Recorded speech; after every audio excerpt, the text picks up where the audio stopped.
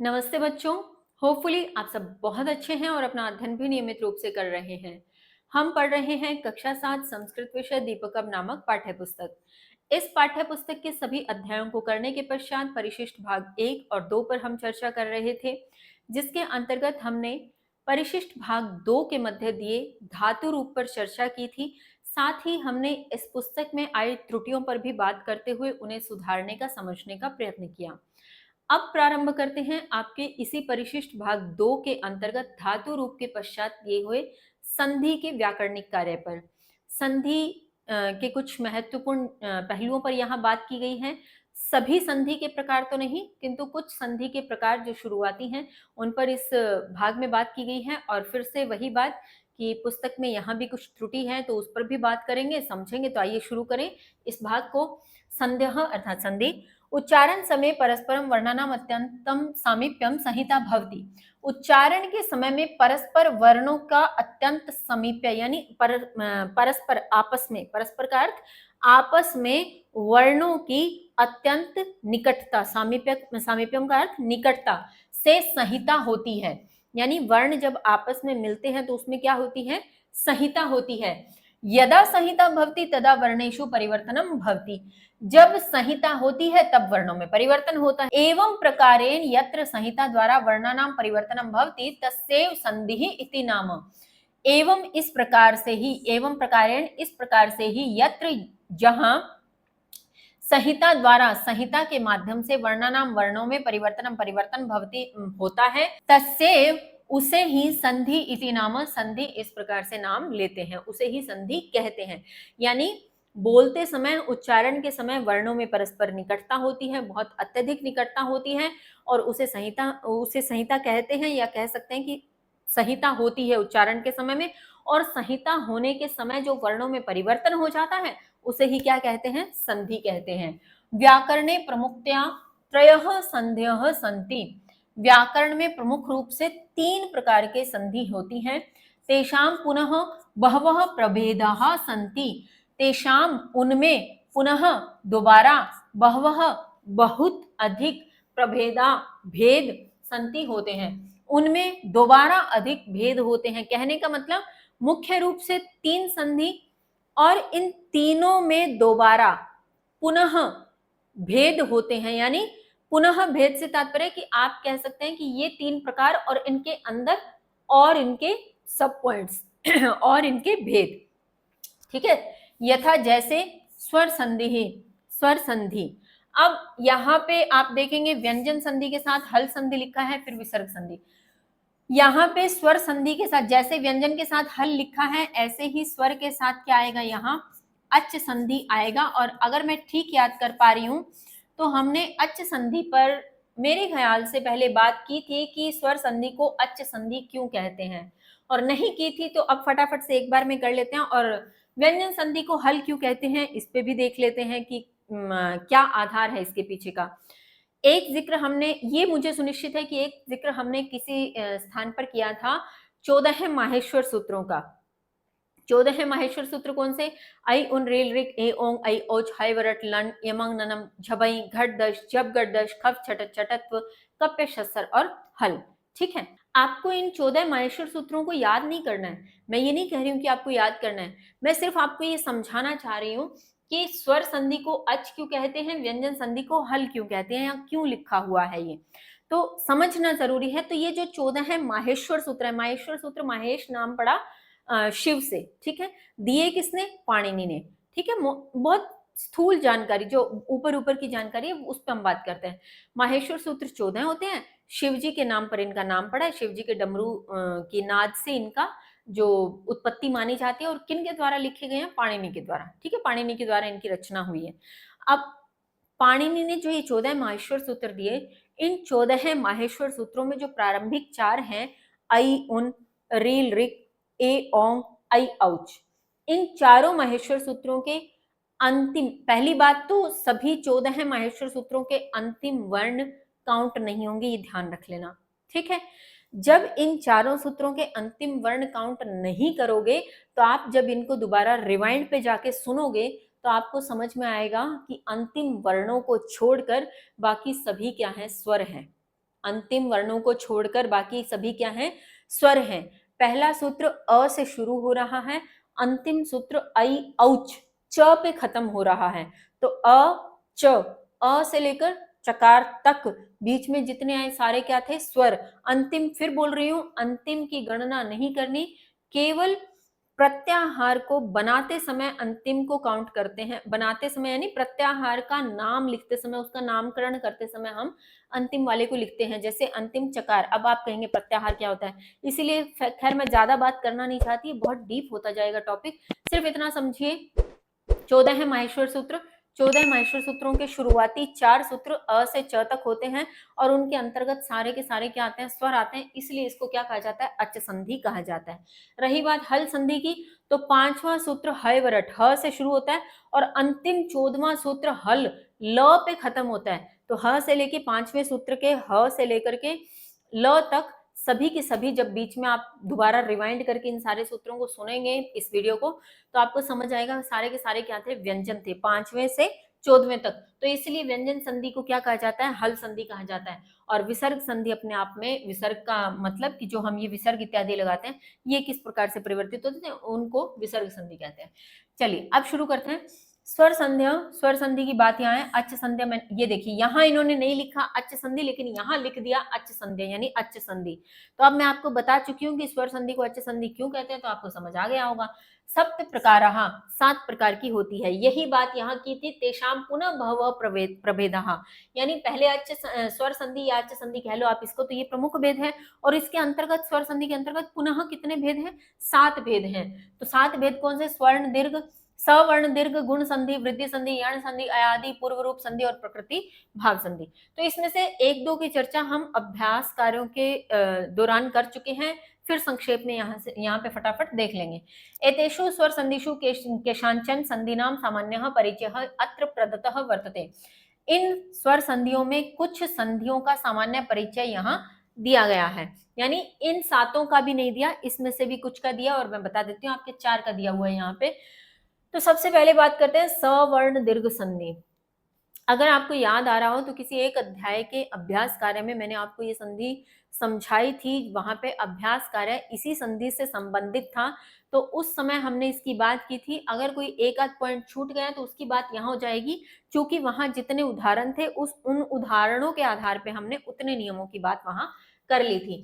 बिल्कुल मेरे को याद है कि री की बात वहां नहीं हुई थी, क्योंकि री से संबंधित उस अध्याय में उदाहरण नहीं दिया गया था, तो हमने इसकी बात भी नहीं की थी। खैर, सवर्ण दीर्घ, सवर्ण में आपको उस समय भी बता चुकी हूँ, फिर से फटाफट से डिस्कस कर लेते हैं। सवर्ण का मतलब, जैसे अ का सवर्ण क्या हो जाएगा, आ, ई का सवर्ण क्या हो जाएगा, दीर्घ ई, उ का सवर्ण क्या हो जाएगा, दीर्घ उ, री का सवर्ण क्या हो जाएगा। हाँ, इस पर बात की भी नहीं थी और करनी भी जरूरी है, क्योंकि आपने हिंदी में री स्वर को एक ही स्वरूप में पढ़ा होगा, ह्रस्व स्वरूप में पढ़ा होगा, जबकि संस्कृत में री दीर्घ स्वरूप में भी आता है, तो इसको ध्यान रखना है। री का दीर्घ स्वरूप में थोड़ा सा यहाँ साफ जगह पर लिख देती हूँ ताकि ये आपको दिखाई दे जाए अच्छे से। री आप इस प्रकार से जो हिंदी में लिखते हैं, ये है ह्रस्व स्वरूप, जो कि संस्कृत में भी है, लेकिन इसका दीर्घ स्वरूप भी है। और दीर्घ री इस प्रकार से लिखा जाता है कि इतना आपने लिख लिया, इसके बाद इसको फिर से एक बार नीचे से आप कर्व कर देंगे तो ये क्या हो जाएगा, दीर्घ री हो जाएगा। अब रही बात कि दीर्घ री किसी वर्ण में लगा हुआ कैसे प्रतीत होगा, तो जैसे ककार की बात करूं तो ककार में जब आप ये री लगाएंगे ह्रस्व वाला, तो ये ऐसे क्री बोलते हैं हम इसको। अगर मैं कहूं कि इस ककार में दीर्घ री का प्रयोग करना है, तो क्या करेंगे, हम इसको एक कर्व और कर देंगे, तो ये क्या हो जाएगा, दीर्घ री का स्वरूप हो जाएगा क्री। ये क्री उच्चारण में दीर्घ इसका साउंड होगा। है, पहली बात तो हुई है स्वरों की। ये एक जैसे स्वर क्या कहलाते हैं, सवर्ण कहलाते हैं। अब बात करें सवर्ण को दीर्घ, तो दीर्घ स्वरूप इन चारों के मैंने आपको बता दिए, ये 4 ह्रस्व स्वर हैं और इन चारों का दीर्घ स्वरूप आपको यहाँ दिखाई दे रहा है। ठीक है, अब देखिए, एतेषाम किनका, अ ई उ री, यही बात मैंने आपको उधर बताई। अ इ उ री एतेषां वर्णानाम् अनन्तरं यदि समान वर्णः भवति तर्हि तयोर्द्वयो वर्णयोः स्थाने एकः दीर्घः आदेशः भवति। इन वर्णों के अनंतरम अर्थात बाद में यदि समान वर्ण होता है, यानी अ ई उ री के बाद इन्हीं जैसा सवर्ण इनका आ जाए, तरही तो तयो द्वयो यानी दोनों के स्थान पर, वर्णों के स्थान पर एक है दीर्घ, एक दीर्घ आदेश हो जाता है। तो इसकी चर्चा हमने पहले भी की थी। ये नियम मैंने आपको उस समय पूरा बताया था कि पहले अ हो बाद में अ हो तो भी आ होगा, पहले अ हो बाद में आ हो तो भी आ होगा, पहले आ और बाद में अ होने पर भी आ हो जाएगा, और पहले आ बाद में आ तो भी क्या हो जाएगा, आ का ही आदेश हो जाएगा। जैसी ये चार कंडीशन वर्ण के साथ बनी है, वैसी की वैसी चारों कंडीशन इन सभी स्वरों के साथ बनेगी कि अगर ई दीर्घ ई हो तो भी दीर्घ ई होगा, अगर दोनों दीर्घ ई हैं तो भी दीर्घ ई होगा, अगर दोनों ही ह्रस्व ई हैं तो भी दीर्घ ई होगा। ठीक ऐसे ही दोनों ह्रस्व उ हैं तो भी दीर्घ उ होगा, दोनों दीर्घ उ हैं तो भी दीर्घ उ। इस प्रकार से कहने का मतलब कि ये चारों जो स्वर हैं, इन चारों स्वरों की कंडीशन दीर्घ स्वरूप में ही जाएगी। बस शर्त एक है कि सवर्ण आना चाहिए, दीर्घ हो चाहे ह्रस्व हो। बात समझ में आ गई होगी। उदाहरण देख लेते हैं फटाफट से। तत्रापि, यहाँ पे तत्र और अपि, आप अगर देखेंगे तत्र में क्या मिला है, एक बार के लिए इसको थोड़ा सा वर्ण विच्छेद करके देखते हैं, आपको समझ में भी आ जाएगा। मैंने आपको कहा था जब भी आपको समझ नहीं आए तो आप उसका वर्ण विच्छेद जरूर करें, आपको क्लियर होने लग जाएगा। जैसे अभी मैं क्या कर रही हूँ, त्र इस प्रकार से, वैसे तो अगर इसका वर्ण विच्छेद करें तो तकार अलग, रकार अलग, फिर अ अलग, पर हमें तो अभी अ से मतलब है, तो मैंने सीधा त्र में हलंत लगा दिया है। अ मैंने इसका अलग कर दिया है, फिर अ अलग करेंगे, फिर पीछे क्या है पी, तो ये अलग हो गई। अब हमने क्या देखा कि अ के बाद अ ही आ रहा है, तो आदेश क्या करना है, आदेश आ का करना है, तो क्या बन जाएगा, तत्र। अब ये त्रकार है यानी इसमें क्या हलंत है, तो इसमें क्या ये आ स्वर मिल जाएगा और पी पीछे लग जाएगा, क्या बन जाएगा, तत्रापि।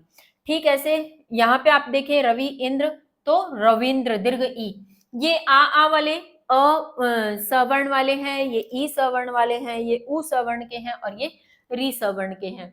तो आप अ ई और ऊ तो स्वयं देख लेंगे, आपने पहले भी किए हैं तो देख लीजिएगा बहुत अच्छे से, इसमें कोई दिक्कत नहीं आएगी आपको। इसको एक बार के लिए देख लेते हैं, चूंकि हमने री से संबंधित उदाहरण पहले किए भी नहीं थे, और एक बार देख लेते हैं, हालांकि ये भी आसान ही है। अब मातृ में आप देखेंगे और यहाँ ऋणम, अगर इसको भी हम अलग अलग करें वर्ण विच्छेद की तरह, तो यहाँ तकार में हलंत लगा दूं, री में अलग लिख देती हूँ, फिर हम इस री को फिर अलग लिख देते हैं, और फिर पीछे क्या है अणमा। तो यहाँ पे दोनों के स्थान पर दीर्घ री का आदेश करना है। दीर्घ री का जब आप आदेश करेंगे तो ये इस प्रकार से आदेश होगा।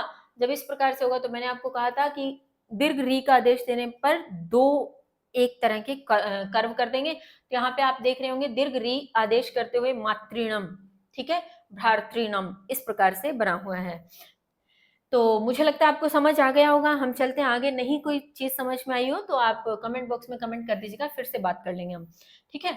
फिर आपके हैं गुण संधि, इस पर भी हम पहले बात कर चुके हैं एक बार किसी अध्याय में। अब अध्याय मुझे ध्यान में नहीं है कौन से हैं, तो वो आप सर्च कर लीजिएगा, और किसी को अगर याद हो तो कमेंट बॉक्स में लिख दीजिएगा कि गुण संधि की बात कौन से अध्याय के अभ्यास कार्य में की और दीर्घ संधि की बात कौन से अध्याय के अभ्यास कार्य में की, ताकि दूसरे बच्चों को भी उससे हेल्प मिल सके। खैर अब चलते हैं गुण संधि पे। गुण संधि में हमने पढ़ा था उस समय भी, और फिर से देख लेते हैं, उसमें भी सेम वही बात, री से संबंधित उदाहरण नहीं थे तो इस पे बात नहीं हो पाई थी, बाकी हमने उसमें उदाहरण कर लिए थे। फिर देख लेते हैं, अ आ के बाद वर्ण्यो ई परे एकार आदेश भवति। ये क्या कह रहे हैं कि अ या आ के बाद ई या ई आ जाए तो आदेश क्या करना है, ए का। अ या आ के बाद उ या उ आ जाए तो आदेश क्या करना है, ओ का। अ या आ के बाद री या री आ जाए तो आदेश क्या करना है, अर का। एषः एव गुण संधि इति, इस प्रकार यह ही गुण संधि है। ए ओ अर एते गुणाक्षराणि भवन्ति, यानी ए ओ और अर यह गुण अक्षर होते हैं। यानी आपसे अगर कोई पूछ ले गुण अक्षर कौन से होते हैं, तो ए ओ और अर ये गुण अक्षर होते हैं। अब अगर आप नियम देखेंगे तो अ आ के बाद ई आने पे ए आदेश, अ आ के बाद उ आने पे ओ आदेश, और अ आ के बाद री आने पे अर आदेश। इनकी भी कंडीशंस बनेंगी। फॉर एग्जाम्पल अ के बाद में अगर ये अगर पहली बात करें, अ के बाद अगर ई आता है तो भी क्या करना है, ए। अ के बाद अगर दीर्घ ई आता है तो भी क्या करना है, ए। अ के बाद अगर आ के बाद अगर ई आता है तो भी क्या करना है, ए। और आ के बाद अगर दीर्घ ई आता है तो भी क्या करना है, ए। तो जैसे ये 4 कंडीशन इसके लिए बनी, ठीक वही 4 कंडीशन इसकी बनेंगी और ठीक वही 4 कंडीशन आप इसकी बना लेंगे। आप चाहें तो ये सब कंडीशंस रफ नोटबुक में खुद बनाने की कोशिश करें। चारों कंडीशन हर आप इसकी बनाएंगे तो आपको समझ भी अच्छे से आएगा और आपको याद रहेगा आगे के लिए। ठीक है, आपको जब आप क्वेश्चंस करने बैठेंगे या एग्जाम टाइम में आपको एकदम से क्लिक करेगा कि हाँ ये कंडीशन मैंने लिखी थी। है आ के बाद ई को क्या हो जाएगा, ए का आदेश। तो यहाँ पे अगर आप देखेंगे सुर धन इंद्र, तो यहाँ र में क्या मिला हुआ है, अ मिला हुआ है, अ के बाद क्या आ रहा है ई, तो आदेश क्या करना है ए, तो ये क्या बन जाएगा सुरेंद्र। ऐसी कथा प्लस इति आ के बाद ही आ रहा है तो भी क्या हो जाएगा कथेति। फिर आ के बाद उ को ओ करना है, तो परोपकार कैसे बना, पर उपकार, अ और उ मिलकर के ओ बना, तो ये क्या बन गया परोपकार। महा प्लस उत्सव महोत्सव। ठीक है, इस प्रकार से। रही बात री की, जिसपे हम पहले भी बात नहीं कर पाए थे, अब देख लेते हैं। आ के बाद री होने पे अर का आदेश करना है।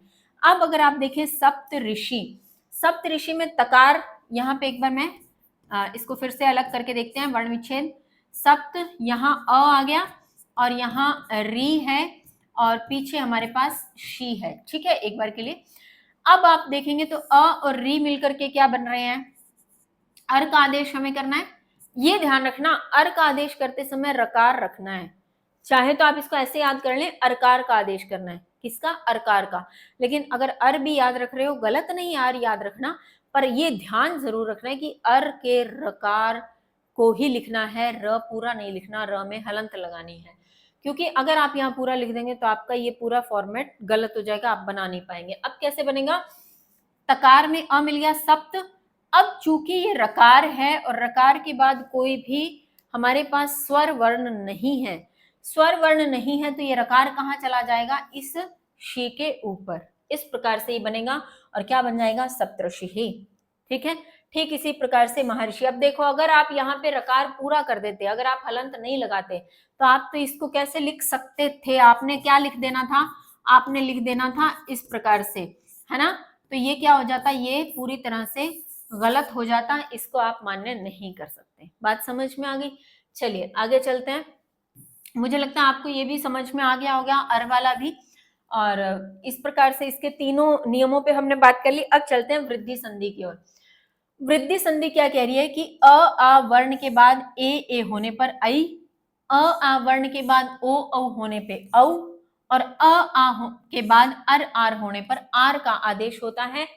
एषः एव, यह ही वृद्धि संधि है, ए औ आर। अब आपने एक चीज नोटिस की, आपको पहले इन्हीं के ह्रस्व स्वरूप, आप अपने स्वरूप में कह सकते हैं ह्रस्व स्वरूप, यानी छोटे ए छोटा ओ, वैसे उन्हें ह्रस्व माना नहीं जाता। क्यों, क्योंकि उसमें ऑलरेडी 2 स्वर मिले होते हैं, तो ह्रस्व की संज्ञा उन्हें नहीं दी जाती है। संज्ञा यानी संज्ञा, जो आपकी भाषा में कहूं तो ह्रस्व की संज्ञा उन्हें नहीं दी जाती है, वो अपने आप में दीर्घ ही माने जाते हैं। लेकिन उससे भी अगर आपकी भाषा में बात करूं तो ए आप छोटे स्वरूप में मान रहे होंगे, इस आई को आप बड़ी कहते हैं।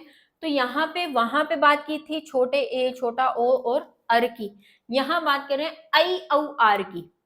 यानी जो वहां बनाया था ए ओ और अर बनाया था, वही ए ओ और अर अगर अ और आ के बाद आ जाए तो ये अपने और दीर्घ स्वरूप में चले जाएंगे। ये देखो, आ के बाद ए आ गई तो आई, आ के बाद ओ आ गए तो औ, आ के बाद आर आ गया तो आर। बात समझ में आ रही होगी।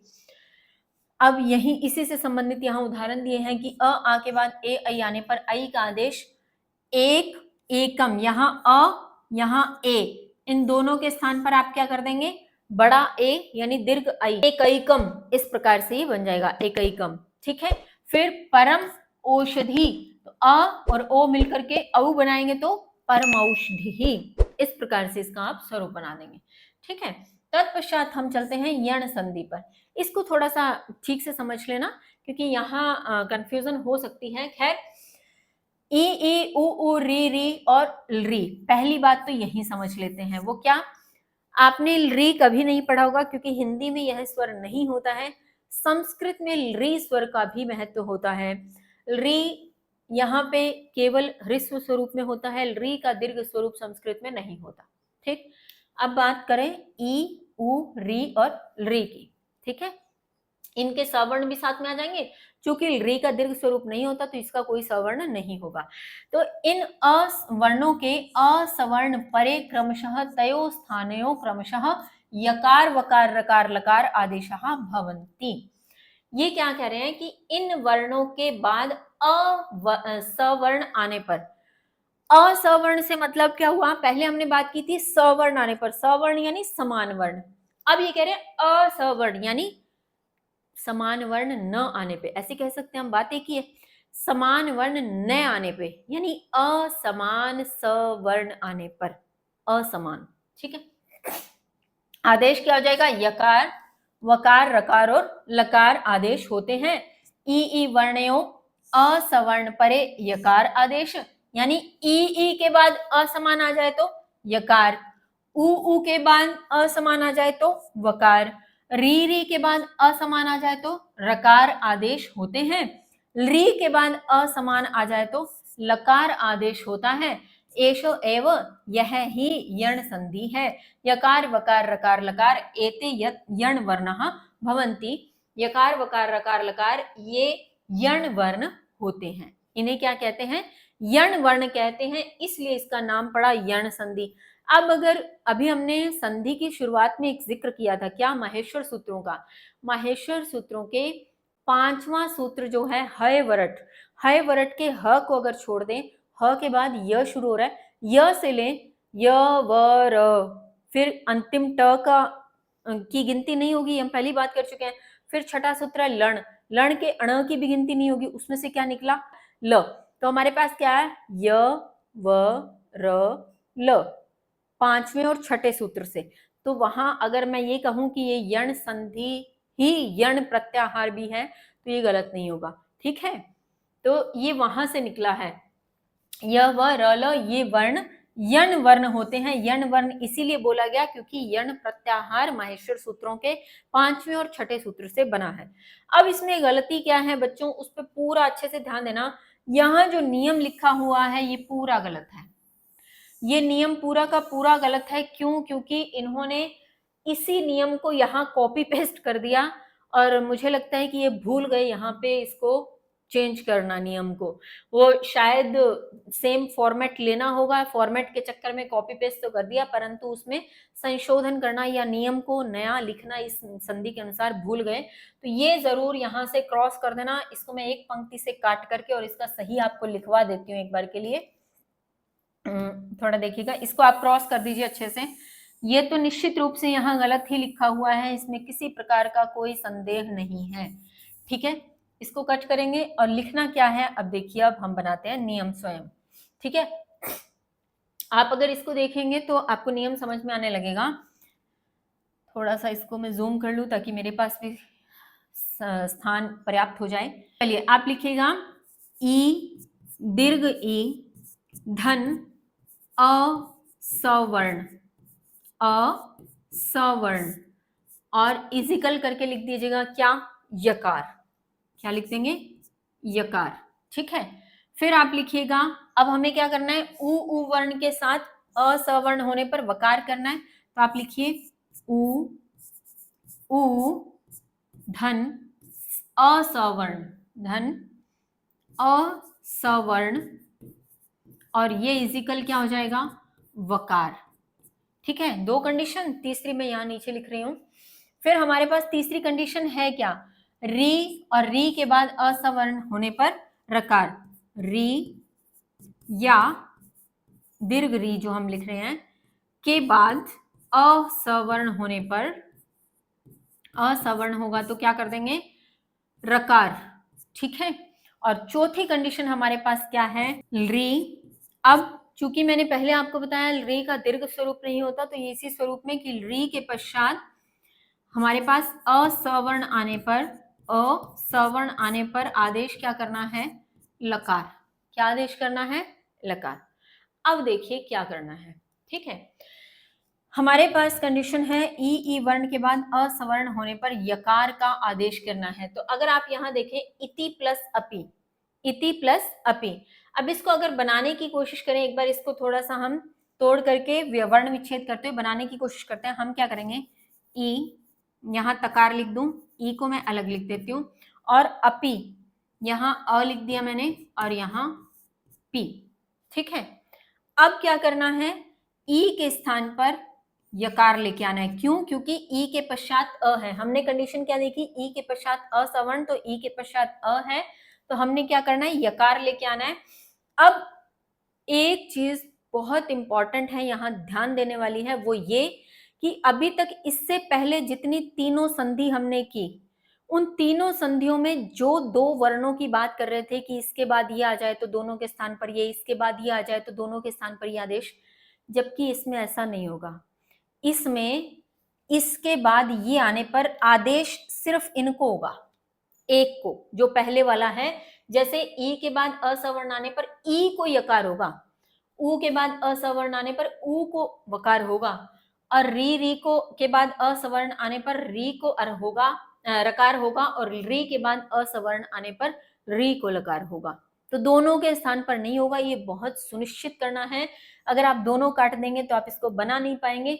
आप अब बनाएंगे, ई तकार आधा रह जाएगा यहाँ पे, फिर इस यकार में अ मिला देंगे, ये बन गया य, और पीछे आ गया प, इत्यपि, इस प्रकार से। ठीक है, अगर आप यहां देखेंगे मधु प्लस अरि, तो मधु के धू को हम वर्ण विच्छेद करते हैं, यहाँ धकार कर दिया, ये ऊ आ गया, प्लस अ है, फिर री को मैं अलग कर रही हूं। अब इस ऊ के स्थान पर क्या लाना है, वकार लाना है। अब आप सोच के देखो, आप अगर दोनों के स्थान पर ले आओगे, आप इस अ को भी हटा दोगे, तो फिर धकार आधा वकार आधा, फिर तो बनेगा ही नहीं ना मध्वरी स्वरूप, इत्यपि भी नहीं बनेगा।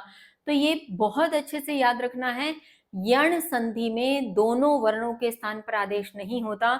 यण संधि में पूर्व वर्ण यानी जो पहले वर्ण है उसके स्थान पर आदेश होता है। ई को यकार होता है, ऊ को वकार होता है, री को रकार होता है, और री को लकार होता है, और जो पीछे असवर्ण आता है वो जस का तस ही रहता है। बस ये ध्यान रखना है, बात समझ में आ गई होगी आपको। तो तानेव, तानी धन एव, यहां से ई निकलेगा, ये ए है। अब ई के बाद ए है तो यानी असवर्ण है, तो ई के स्थान पर क्या ले आएंगे हम, यकार ले आएंगे, और ये क्या बन जाएगा, तान्नेव। सुआगतम, ऊ के स्थान पर क्या ले आएंगे, वकार ले आएंगे, तो स्वागतम, इस प्रकार से बन जाएगा। मुझे लगता है आपको ये अच्छे से क्लियर हो गया होगा। फिर भी कोई डाउट रह गया हो तो आप कमेंट बॉक्स में पूछ सकते हैं। इसी के साथ परिशिष्ट भाग 2 भी यहीं समाप्त होता है, जिसके साथ इस पुस्तक का अध्ययन भी पूर्ण होता है। आप सबको आपकी परीक्षा के लिए बहुत शुभकामनाएं। बहुत अच्छे से अध्ययन करें, जो ना समझ आए तो कमेंट बॉक्स में कमेंट करें। फिलहाल मिलेंगे अगली कक्षा में नए पुस्तक और नए अध्यायों के साथ। तब तक के लिए स्वस्थ रहिए, मस्त रहिए, पढ़ते रहिए। जय हिंद, जय भारत।